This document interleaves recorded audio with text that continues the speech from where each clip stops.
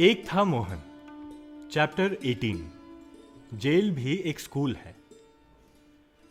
मोहनदास को लाज लग रही थी। जोहान्सबर्ग के जिस कोर्ट में 10 साल वकील का काम किया था, उसी में आज कैदी के रूप में पेश हुए। सरकार का विरोध करने के इल्जाम में 2 महीने की कैद हुई। अदालत के बगल से निकालते हुए पुलिस ने उन्हें एक टैक्सी में बिठाया और छुपते छुपाते जेल भेज दिया। करते भी क्या? कोर्ट के सामने मोहनदास के समर्थकों की भीड़ इकट्ठा थी। जेल में अपराधियों की तरह उनकी उंगलियों की छाप ली गई।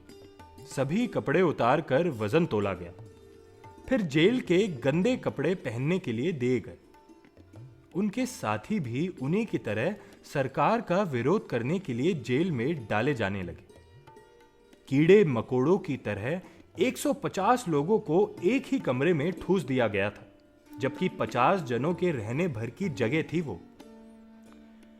1 महीने के भीतर ही रिहाई भी हो गई। लेकिन जेल जाने का सिलसिला टूटा नहीं। दक्षिण अफ्रीका में 9 बार सरकार ने मोहनदास को जेल में डाला।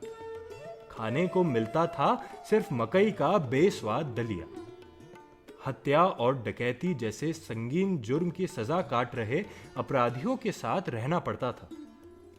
कभी कभी वे मोहनदास की पिटाई भी कर देते थे।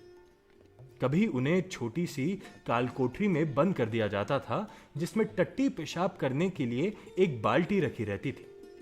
जब बाहर आते तो कमर तोड़ मेहनत करनी पड़ती। जल्दी ही मोहनदास ने जेल में रहने के तौर तरीके सीख लिए। चिट्ठी पर चिट्ठी लिखते थे जेलर को सुंदर भाषा में। उनकी चिट्ठियां पढ़ पढ़ कर तंग आकर जेलर उनकी ज्यादातर बातें मान लेते थे। नहीं मानते तो वे उपवास कर बैठते। सरकार को उनके मर जाने का डर था, क्योंकि ये तो सभी को पता था कि वे अपराधी नहीं थे। उनकी मौत की जिम्मेदारी सरकार पर भारी पड़ती। उन्हें अपना भोजन खुद पकाने की अनुमति मिल जाती थी। राशन में चावल, घी, सब्जी और ब्रेड भी मिल जाती थी। भारत लौटकर आने के बाद अंग्रेज सरकार ने उन्हें 10 बार जेल भेजा। ऐसा भी हुआ कि जज ने उन्हें सजा सुनाने के बाद उनकी तारीफ की। कुल मिलाकर गांधी जी ने लगभग 6.5 साल जेल में बिताए। वहां उनके पास समय रहता था। एक बार तो 2 साल की सजा काटते हुए उन्होंने 150 किताबें पढ़ डाली।